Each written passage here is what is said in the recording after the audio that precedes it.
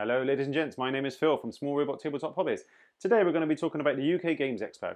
Games you might see there, stuff you might be interested in, and demos you should probably take a look at. Stick around and I'll tell you more.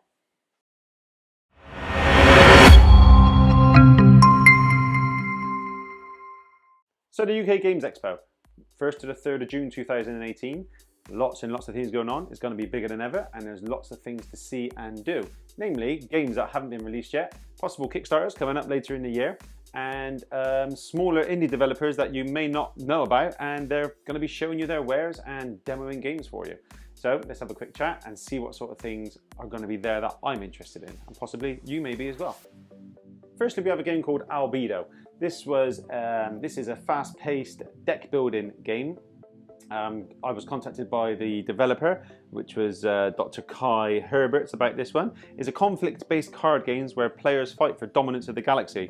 At its core, Albedo is a deck building game, but I think the beauty of it is it only takes 35 to 45 minutes, no matter how many players are involved in the game. I believe it's for 2 to 4 players, and it ranks up. If you add 2 base games, 2 core games, it'd be for up to 8 players. And there's some interesting mechanics in this game. I'm going to be probably going for a demo with the developer. He contacted me and asked if I want to go along and have a look at it, which I will be. You can find him at 1L18 when you're at the expo. I suggest you go along and take a look at his game. It looks pretty interesting. The second developer or game designer who's contacted me is Jamie Noble Fryer, and he's previewing and showing his game Hero Master, an epic game of epic fails. This is a bit of a farce of a game, as in it looks at the dungeon crawl game, and it kind of has a little bit of a wink and a nudge towards it. This is a game where you've never really managed to be a hero, but you've been going on many quests and things like that, but you've always been trapped, or you've ended up triggering a trap or something like that, so your character has always ended up being rubbish and not getting much loot and stuff like that.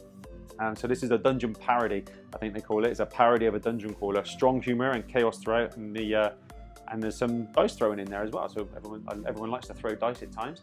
The artwork on the game looks really nice. I've seen this developer on Facebook in the various Facebook groups, and I've seen his artwork going through the various stages, and it looks good.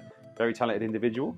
It plays 2 to 4 players, is about 45 minutes for a game, and it's designed and published by Jamie Noble Fryer. So I'm going to go along and check out his game on Saturday, I believe, and he's at booth 1H7 if you fancy going to take a look at his game as well. The next game I'm going to be interested in looking at is Chocolate Factory from Alley Cat Games. They're showing this game off at the expo, so I don't believe you can buy this one yet. It's not even been released. This is literally going to be demos and stuff like that. This is for 1 to 5 players and is based around card drafting, pick up and deliver, which is always a nice thing, I think.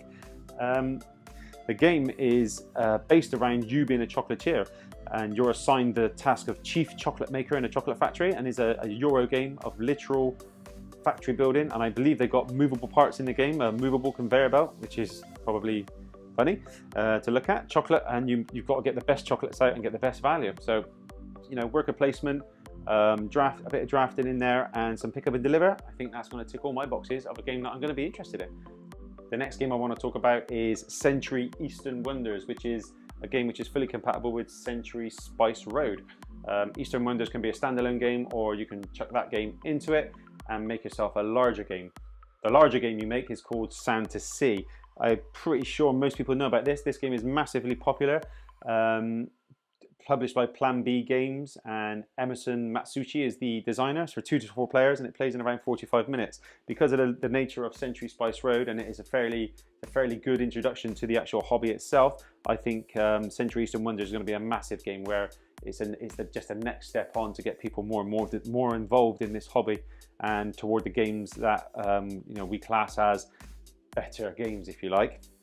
There are pre-orders available for this game on YouTube and Board Game Geek. I'm hopeful that I'm going to see it in the flesh, and I'm really hopeful that I'm going to be able to pick a copy up.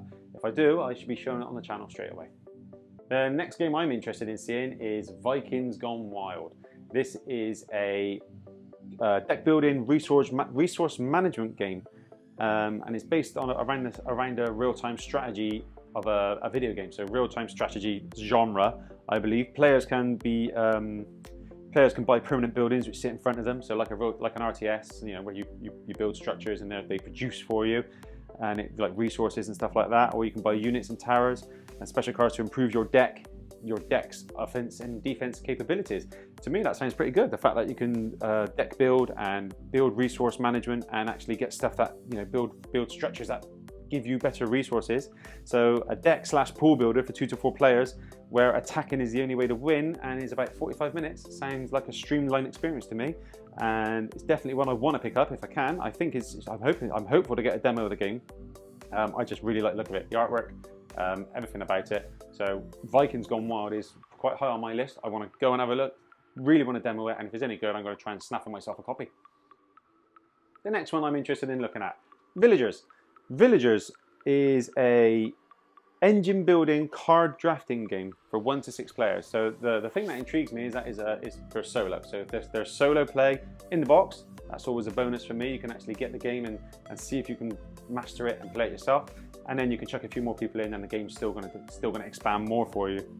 It's set in a faraway land, not like medieval Europe, and the Black Death has taken its heavy toll on the survivors and the people from all walks of life. And now, with the card drafting and set collection mechanics, it could scratch an itch for me, I think. The artwork is very subtle and fairly low-key, but with enough information, there's loads of information and iconography on the cards to make it pleasing to the eye. So even though it's minimal, it looks pretty pleasing on the eye. The game is on Kickstarter right now, so I'm going to see it at the expo and decide whether I'm going to back it or not from that point. I've also been contacted by another designer, so this is another game I'm going to look out for because, again, there's lots of mechanics all coming out in these games that really interest me. Is Summoner's Isle. This is by Robbie Munn. He's going to be at, where is he going to be? He's going to be at Hall 2, booth A29. So I'm going to be whizzing by him at one point over the weekend to check out his game. The game itself is an area control game, so it sounds a bit like Blood Rage or Innis or Kemet, something along those lines, and you pitch equally matched forces against one another across a small interconnected map. So that definitely sounds like a Blood Ragey Innis kind of thing where everyone is fairly equal and it's just a case of trying tactically to maneuver yourself into a better position.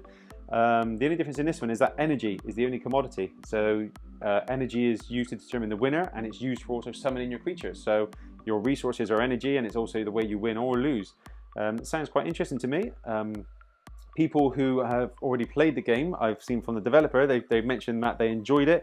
It was messy, violent and chaotic brawl in which they consistently got caught up in attacking their opponents to their own detriment. So the fact that you've got to attack to win, but it could actually cost you the game, sounds like an intriguing prospect for me. So I'm definitely going to check out that one. I'm going to go along and take a look at his booth and his game. That's the games I'm going to be looking out for. So there's half a dozen on there. There's tons and tons of stuff going to be going on all over the weekend. As well as all the game demos and stuff like that. The open gaming area this year is going to be bigger than ever. The Games Expo recognise that people go there to actually game. I'm going to be filming a lot of the time, so I'm hoping to get lots and lots of footage so that I can get it back up on the channel and let the guys who can't get to the expo see what it was like to actually demo certain games that you may not normally see. I'm also looking to pick up some realistic resources for certain games like Orleans and Concordia. I'd like to get some realistic resources and some lovely metal coins and things like that, just general bits and bobs. I've got a ton of games which I'm going to take to the bring and buy sale. So I'm going to take some games up, dump them, and hopefully make some cash that I can actually buy some games that are on my list of games to buy. And all in all, I think it's going to be a good weekend. So other than that, if you're going to the expo, what games are you looking out for? What games should I be demoing? What games should I be covering on the channel? Let me know, leave a comment below. Otherwise, I'll see you at the expo.